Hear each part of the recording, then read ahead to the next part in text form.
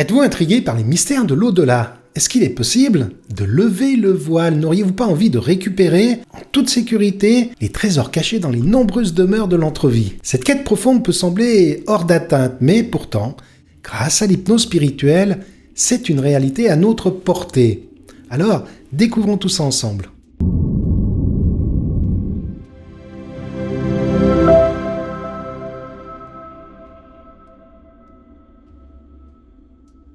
Bonjour, ici Daniel Berger. Je suis hypnothérapeute depuis une vingtaine d'années et spécialisé en hypnose spirituelle depuis maintenant 10 ans.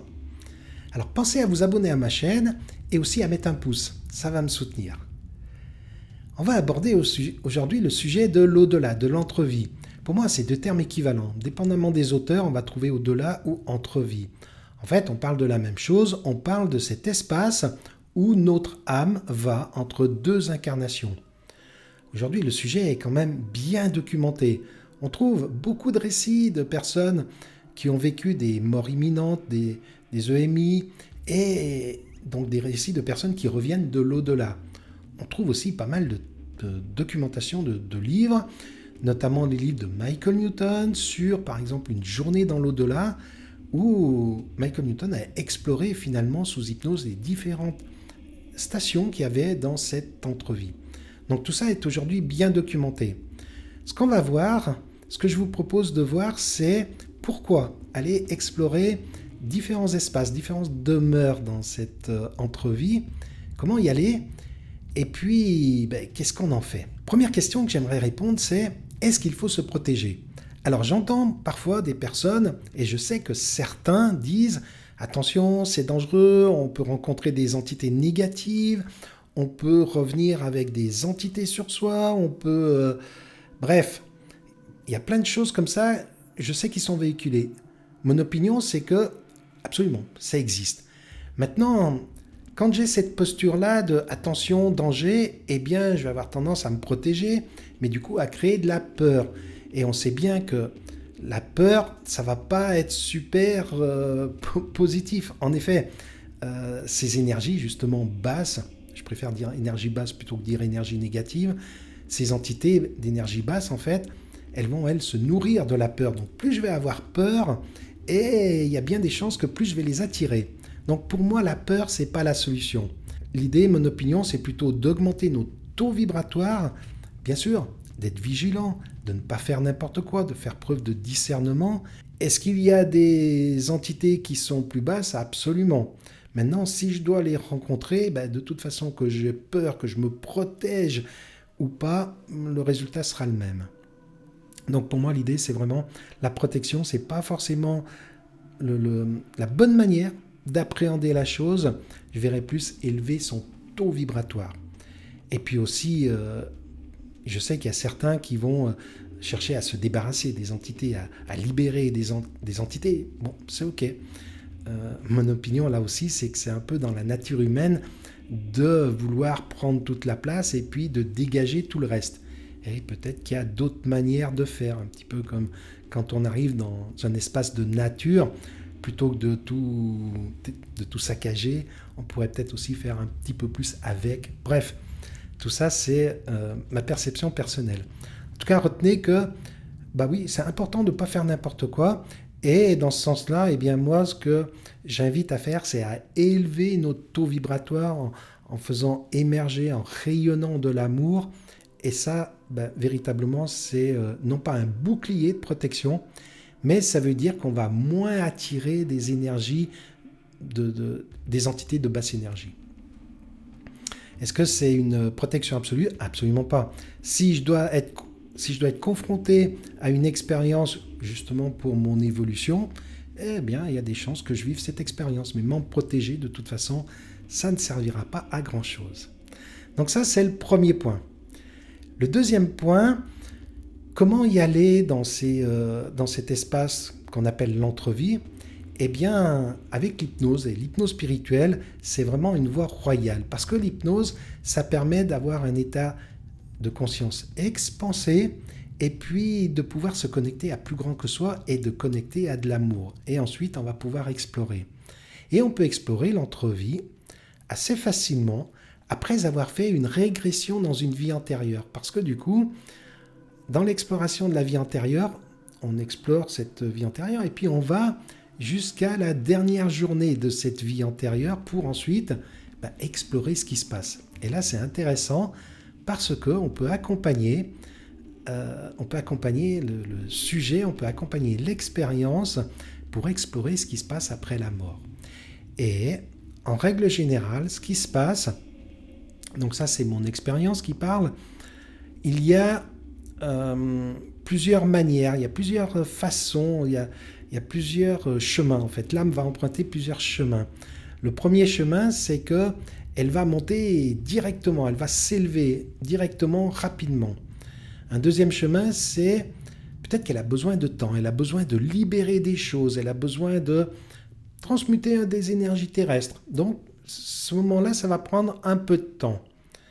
Et puis, il y a aussi un troisième chemin qui est que, il y a des êtres de lumière ou d'autres êtres qui viennent chercher, en fait, la personne, qui viennent chercher notre âme, un petit peu comme quand on est sur le plan terrestre, sur cette terre, il y a des sages-femmes qui viennent nous accoucher.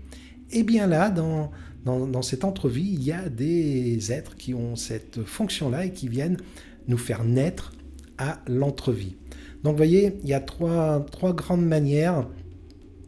Je dirais que celle que j'ai rencontrée le plus souvent, c'est l'âme juste après une incarnation a besoin de temps pour s'alléger avant d'aller sur d'autres plans. Et des autres plans, il y en a énormément. On va en voir 5. Le premier plan, c'est un lieu de régénération. Et dans ce lieu de régénération, généralement, notre âme, le sujet, quand on fait cette expérience-là, on va recevoir un soin. On va recevoir un soin énergétique, évidemment. Mais ce soin énergétique, souvent, il est là pour libérer des empreintes, pour libérer des mémoires.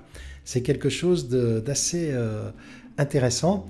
Je ne sais pas si vous avez vu le film Nos Solar, mais en tout cas, ça se passe un petit peu comme ça. Il y a une espèce d'hôpital et il y a des êtres de lumière qui sont là. Alors, je dis êtres de lumière parce que ce sont des êtres qui ne sont pas incarnés par complémentarité ou par différence par rapport à être humain. Être humain, on est incarné dans cette terre.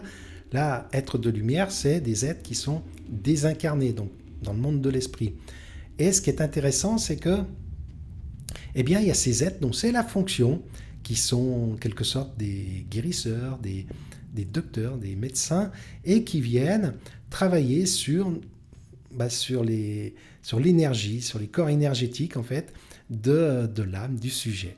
Donc ça, c'est un lieu qu'on peut explorer justement après une exploration de vie antérieure. On peut aller dans cet espace-là pour aller dans une espèce d'hôpital, un hôpital de l'au-delà. Ça, c'est un premier endroit. Et vous comprenez bien que l'intérêt, là, c'est de recevoir un soin énergétique pour libérer des mémoires. Un autre espace qu'on explore assez souvent aussi et qui est très connu, c'est le Conseil des Sages. Le Conseil des Sages, qui est souvent rapporté par les expérienceurs de mort imminente, c'est un espace où on rencontre des sages, comme son nom l'indique, et là, on fait une revue de vie. La revue de vie, ça consiste en fait à, d'une certaine façon, repasser notre vie et à nous faire ressentir aussi ce qu'on aurait pu faire ou ce qu'on a fait aux autres. Par exemple, si j'ai pas été sympa avec quelqu'un d'autre, il va pas y avoir de jugement là-dessus, mais je vais juste ressentir ce que l'autre a ressenti quand je lui ai dit, je lui ai fait ce que je lui ai dit, ce que je lui ai fait. Et ça, c'est super intéressant parce que ça permet d'en prendre la mesure et la responsabilité et d'en tirer des apprentissages. Donc c'est pour ça qu'on appelle ça la revue de vie. Et dans ce genre d'espace aussi, on peut aller connecter, communiquer avec un guide spirituel. Et là, la connexion avec un guide spirituel, c'est extrêmement intéressant et c'est extrêmement porteur parce que ça peut nous permettre d'avoir plein d'informations. Notamment quand on a fait un travail sur une exploration de vie antérieure, on va pouvoir aller chercher des informations autour de cette vie antérieure et libérer plein de choses. Mais aussi avoir des informations sur notre mission de vie, sur qu'est-ce qu'on est venu apprendre dans cette incarnation, quels sont les défis et pour quelles raisons on vit ces défis et surtout qu'est-ce qu'il y a à comprendre. Alors c'est sûr qu'on n'aura pas des informations sur l'avenir, on ne va pas nous donner des informations sur ce qui va se passer, mais on va nous donner de l'information sur quels sont les apprentissages, quels sont les recadrages qu'on a à faire, qui seraient importants d'oser dire, d'oser faire, d'oser être dans l'incarnation qu'on a choisie. Il y a un autre espace aussi qui est super intéressant à explorer, c'est juste avant notre incarnation dans cette vie-là.